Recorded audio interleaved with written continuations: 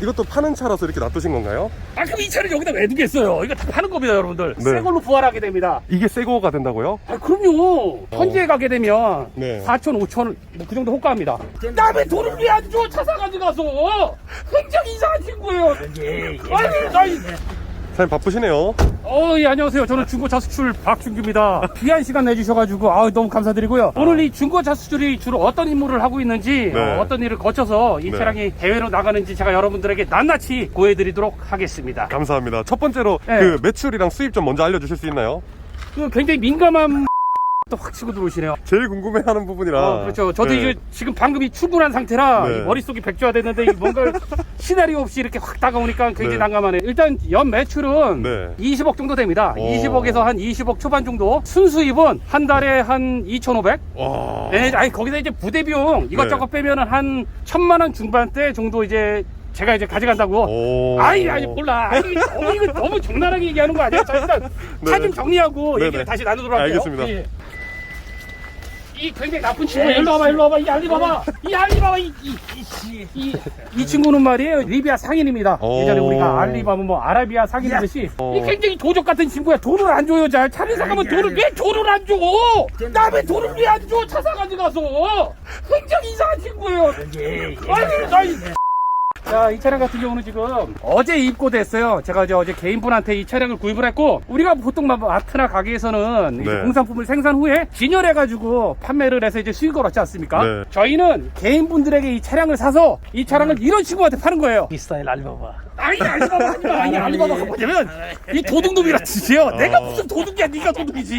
중고차 수출 지금 일을 하신다고 하셨잖아요. 네. 정확하게 어떤 일을 하는 건지 먼저 정리 한 번만 해주세요. 알겠습니다. 이 국내의 다양한 중고차, 네. 주행거리가 많거나 혹은 국내에서 다시 개인들에게 거래가 불가능할 정도의 상태가 좋지 않은 차량들. 네. 뭐 예를 들어서 이런 차량들이죠. 좀 보세요. 네. 이 C검둥이 이 차량을 국내에서 누가 사겠어 이걸요? 이거 사서 타고 다닐 수 있습니까? 이거 사서 타고 다닐 수 있어요? 없잖아요. 자, 여기 보세요. 이 녹색 차량. 이거 사서 타고 다닐 수 있어요, 국내에?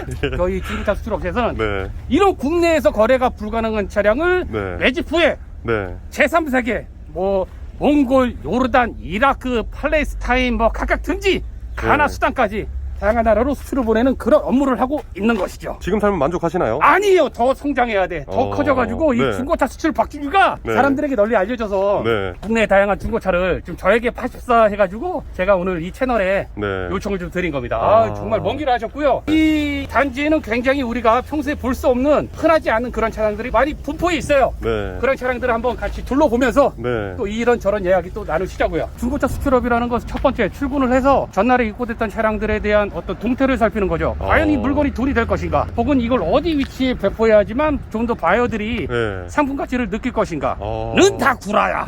그건 아니고 그냥 아침에 출근하면 네. 그냥 차 대충 정리하고 그런 거예요. 아. 자, 일단은 이곳이 바로 이 중고차 수출의 메카, 본고지라고 할 수 있지. 어. 중고차 수출 업체들이 국내에서 다양한 중고차를 매집 후에 바이어들을 통해서 판매하기 위한 적재 공간이라고 보시면 될 것 같습니다. 아, 적재 공간이구나.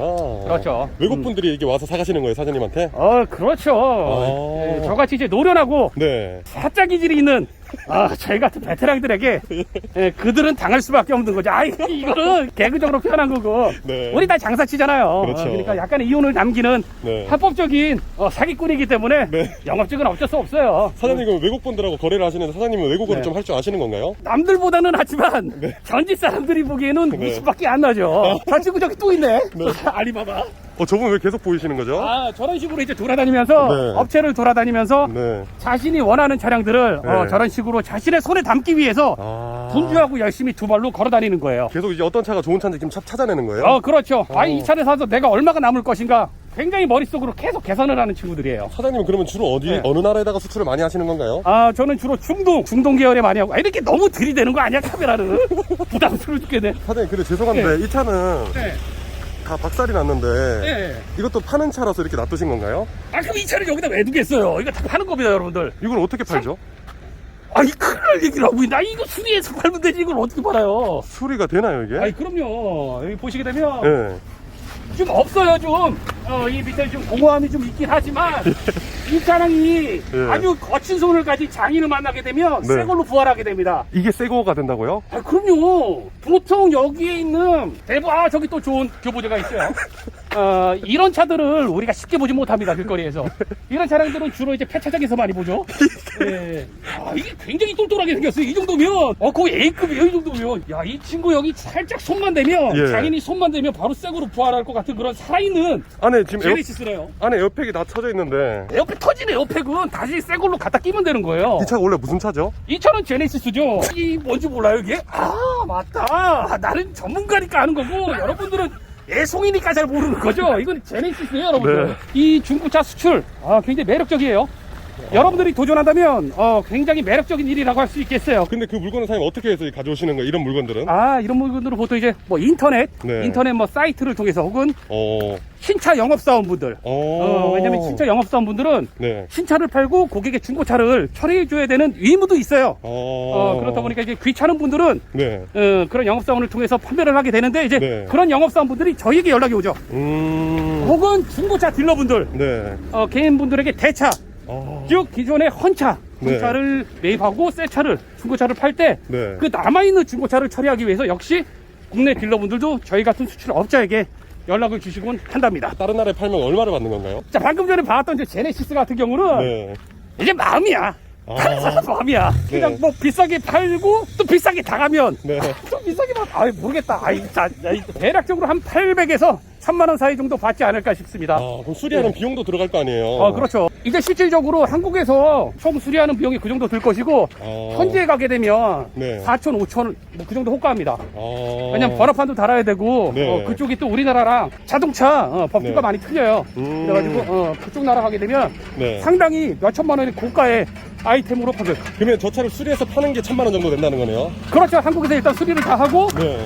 그 다음에 이제 현지에 가서 판매를 도모하거나, 네. 혹은 저 상태로 그대로 들고 가서 현지에서 또 수리를 도모할 수도 있죠. 그럼 저 차를 수리하는 비용이 1,000만 원도 안 된다는 거잖아요. 많이 들진 않습니다. 우리나라 같은 경우는 네. 이 공인비가 많이 들어요. 사실 부품 하나, 네. 사실 이런 보여지는 이런 부품 하나들 있죠. 네. 이런 범퍼 플라스틱은 얼마 되지가 않습니다.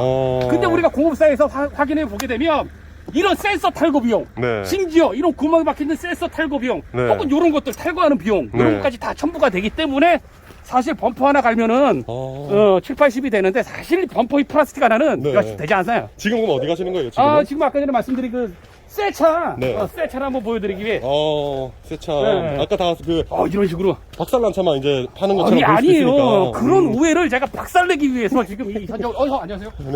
이 친구는, 네. 저희 상당히 예전, 안녕하세요. 이스마일이라고, 악수로. 저희 큰애 삼촌 닮았어요. 저희. 진짜? 네.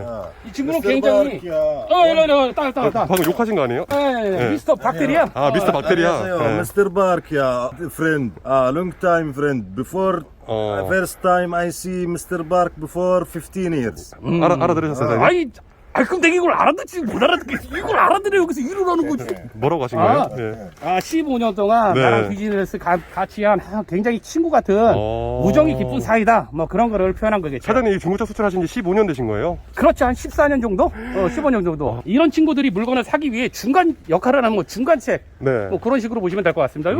이런 식 보게 되면 거의 새 차예요. 저 니로 같은 경우.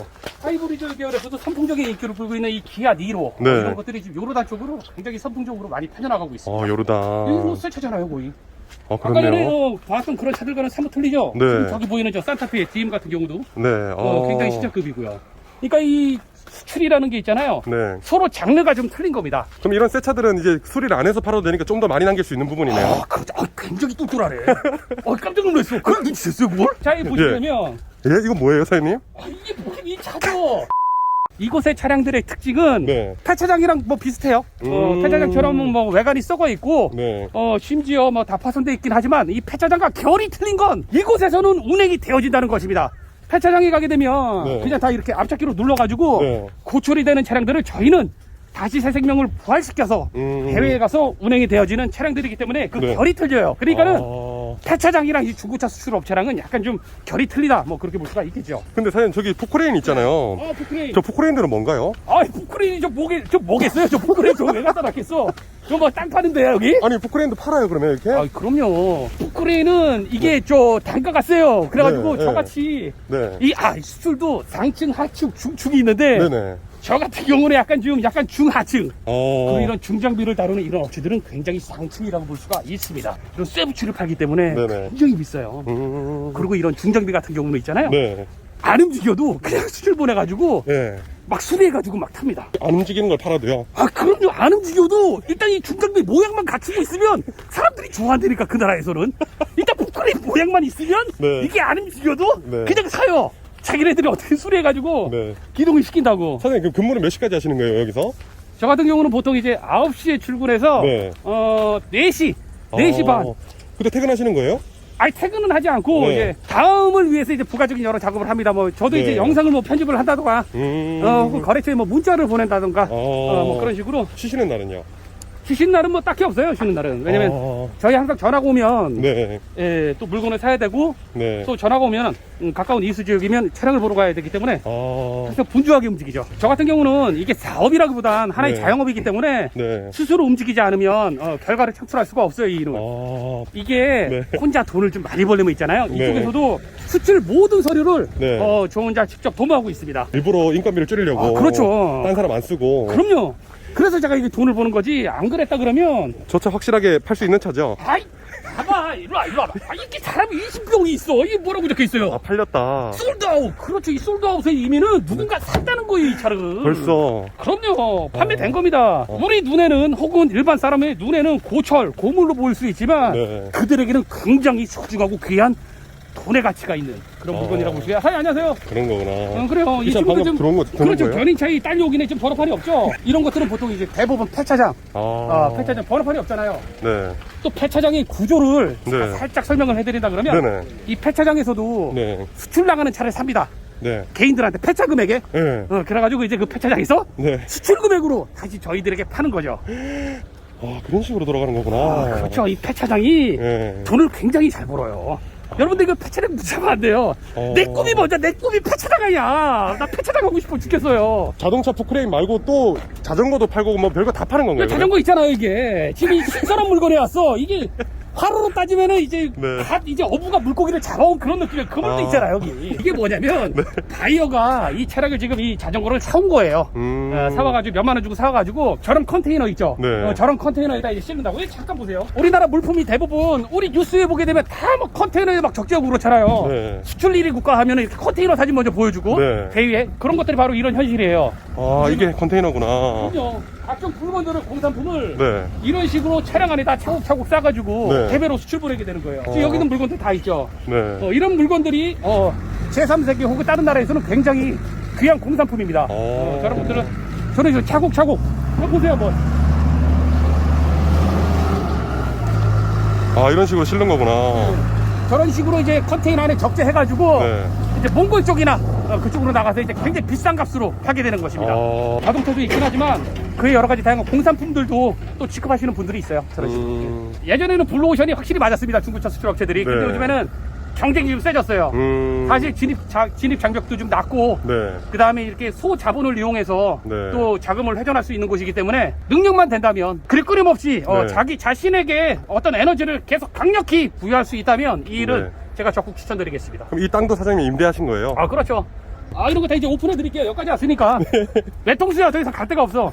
제가 한 달에 내는 임대료는 네. 대략 180만원 선입니다. 한 몇 달에 평 이제 정도 되는 거예요? 제가 125평을 써요. 거기서 이제 뭐 부대 비용 플러스 이것저것 해가지고 액면만 정확히 한 180만원 정도 내고요. 네네. 그 외에 이제 부대 비용 따로 들어가게 되는 거죠. 차를 몇 대 정도 넣을 수 있는 거예요? 125평 안에 차량을 대략 18대 정도? 야대에 적재할 수가 있죠. 많이 못 넣네요. 생각보다 많이 왔나요? 그럼 18대로 사장님 계속 돌리셔야 되는 거예요? 그렇죠. 아까 전에 제 작업 보셨죠? 네. 차를 끊임없이 넣었다 뺐다. 정리하는 거구나. 그렇죠. 이제 이런 차들을 보통 저희가 구입하게 되면 네. 이 차량이 판매가 됐을 때 인천항으로 들어가게 됩니다. 모든 우리나라의 차량들은 인천항을 거쳐요. 왜냐? 네. 비행기로 자동차 같은 거 못 실어 날라요. 운송비가 아. 너무 비싸기 때문에 네. 모든 차량들은 이 배를 이용해서 혹은 저런 컨테이너 안에 적재해서 5대씩 엮어가지고 그런 식으로 해외로 수출 나가게 되는데요. 네. 그런 사이에서도 다 부대 비용이 발생하게 됩니다. 그러면 마지막으로 휴먼 스토리 지금 시청하시는 분들한테 사장님 뭐 하고 싶으신 말씀이 있으시다면?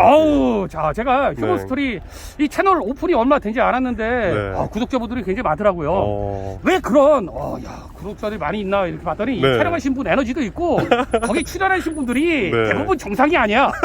그게 무슨 얘기냐? 모두 다 저마다의 긍정적인 에너지와 상승 기류를 타고 있는 사람들이 대부분 그 안에 출연하고 있더라고요. 에너지가 있는 사람들은 그 영상미 자체가 틀려요.